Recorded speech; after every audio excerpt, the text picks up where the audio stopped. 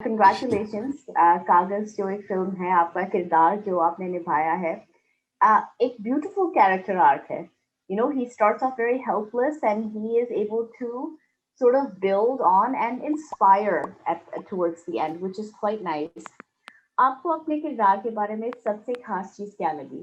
उनका उनका वही स्ट्रगल, उनका वो कैरेक्टर आर्क कि एक नोमैन से एक लेमैन से समवन होना। फिल्म के एंड में एक एंड क्रेडिट रोल पे एक सीन है जब वो दादी आती है, बोलती है कि भाई तू अपनी जमीन ले ले, एंड ही सेज कि मुझे अब नहीं चाहिए चाची, मुझे उस जमीन से ज्यादा मिल गया। वो एंड क्रेडिट पे छोटा सा सीक्वेंस है कि मुझे उस जमीन से ज्यादा मिल गया, अब तुम जाओ कोई बात नहीं है।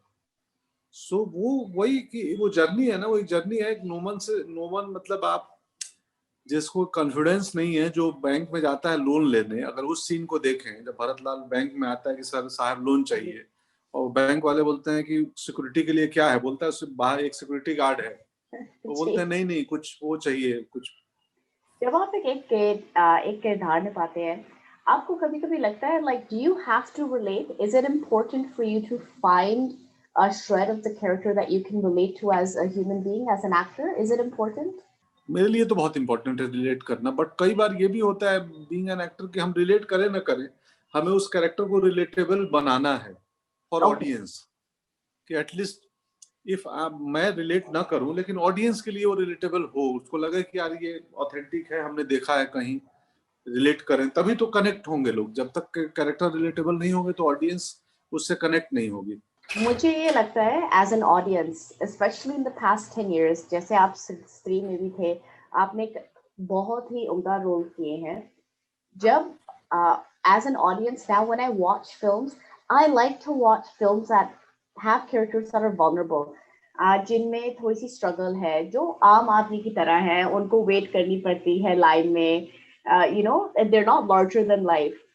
आपको क्या लगता है कि ऑडियंस में ये बदलाव पहले आया था, सिनेमा में पहले ये बदलाव आया था?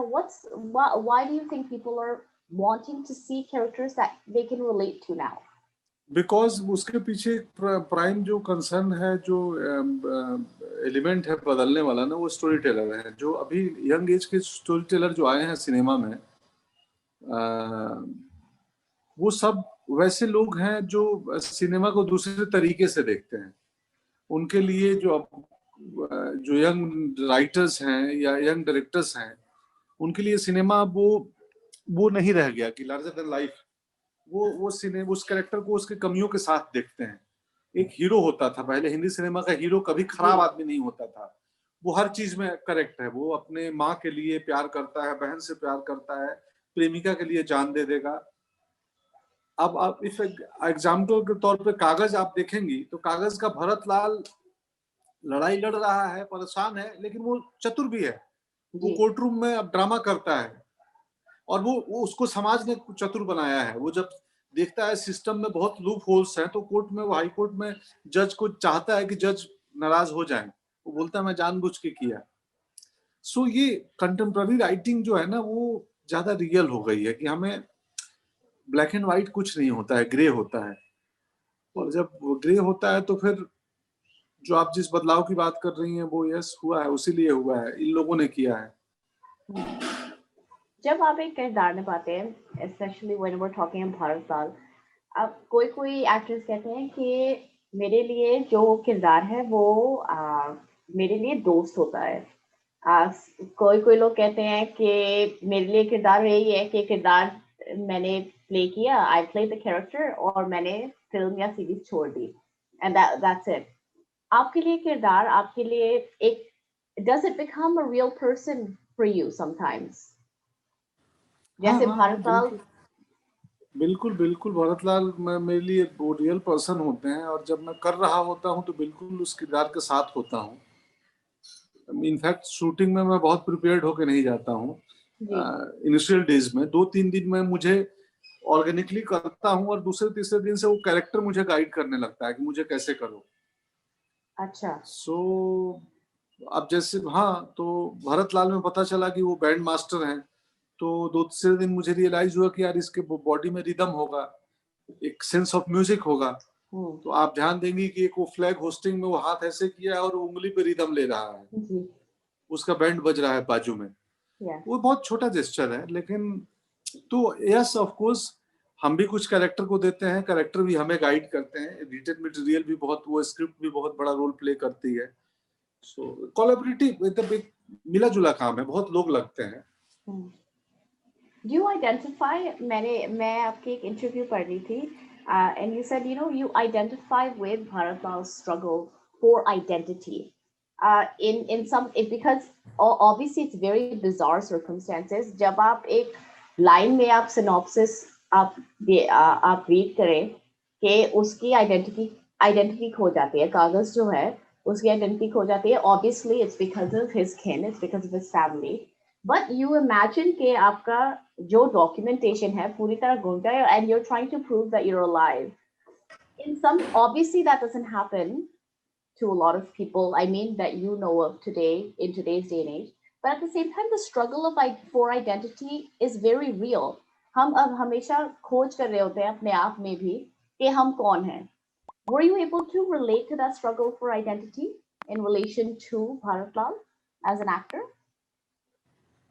यस, मैं भी भरत लाल की तरह हिंदी सिनेमा में मुंबई शहर में पिछले 15 साल से अपनी आइडेंटिटी की लड़ाई लड़ रहा था कि मुझे लोग बीइंग एन एक्टर, मतलब मैं एक्टर हूँ ये जान जाए समहाउ।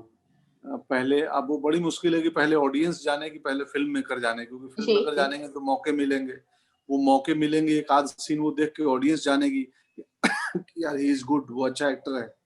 सो यस, वो सिमिलर ऑलमोस्ट भरत लाल की जैसी लड़ाई मैं 16-17 साल से खुद भी लड़ रहा था जी। Satish Kaushik ji, he's a fantastic actor. He's a fantastic storyteller. आपकी equation क्या थी सतीश कौशिक जी के साथ, who in and of himself is also very, there's a satire that is present throughout the film. What was so special about him bringing Bharat Lal to life from a director's perspective? मैं बहुत director का actor हूँ, मैं सतीश जी के vision के हिसाब से ही चला, उन्होंने जैसा बोला, जो बोला, और वो इस स्क्रिप्ट को 17-18 साल से बनाना चाहते थे, और वो इस स्क्रिप्ट को एक सैटारिकल टेक में ही बनाना चाहते थे कि उसमें एक ब्लैक कॉमेडी हो, हंसते खेलते मजे करते करते हम, बट यस वो ह्यूमर और ब्लैक कॉमेडी के चक्कर में इस स्क्रिप्ट की, इस स्टोरी की जो सीरियसनेस है वो खत्म ना होनी चाहिए। So we are aware that, और हम उसी पे काम कर रहे थे, एंड लकीली वो हुआ है फिल्म में। सो बहुत ही मजेदार था। सर के, सतीश कौशिक जी का विजन, उनके सपने को जीना, मेरे लिए मैं उनका ड्रीम जी रहा। वो 18 साल से फिल्म बनाना चाहते थे, बहुत एक्टर आए गए, फिल्म नहीं बनी। सो बहुत ही इंटरेस्टिंग और बहुत ही मजेदार था वो प्रोसेस उनके साथ का। जब आप ऐसी फिल्म करते हैं, जब आप ऐसा किरदार निभाते हैं, at the end of a project, especially like the one that is Kaagaz, for me, I think it inspires confidence to do what seems like an impossible feat. मुझे थोड़ी सी तसल्ली मिलती है कि जब लाइफ पूरी तरह खराब चल रही हो, you can take it into your own hands and try to do something about it. How did the character leave an impact on you in your reality? Did it? आपको किरदार से कुछ सीख मिली? यस ऑफ कोर्स, सीख मिली, तभी तो यही सीख मिली जो आपने बोला कि यार कि आप जिंदगी में कुछ भी मुश्किल नहीं है, असंभव नहीं है, बट यस किसी भी चीज को पाने के लिए आपको उसके पीछे लगना पड़ेगा। वो चाहे लिविंग सर्टिफिकेट हो, या करियर हो, या प्रेम हो, या कुछ भी चीज हो। एक वो बात है ना कि आपको कहीं पहुंचना है तो सबसे पहले कहीं जाना पड़ेगा, निकलना पड़ेगा कहीं। सो यही सीख है कि आपको कुछ करना है तो फिर उसके लिए कुछ करना पड़ेगा, जो भरत लाल करते हैं। वरना जिंदगी बहुत लोग जीते हैं, भरत लाल की कहानी ऐसे क्यों यूनिक थी कि उस पर सिनेमा बनाना पड़ गया। Pankaj ji, it's been such a pleasure speaking to you. Obviously, आपकी fan following इतनी है, लोग आपको इतना चाहते हैं. One of them is me, a very, very huge fan of your work. Thank you so much for chatting with me. मुझे बहुत खुशी हुई कागज देख के, मुझे भारत लाल का जो कैरेक्टर है वो मुझे काफी relatable लगा. So thank you so much and all the very best with everything that you do. शुक्रिया दोस्त, आपको भी बहुत सारी शुभकामनाएं। Thank you. अच्छा लगा बातचीत में मजा आया।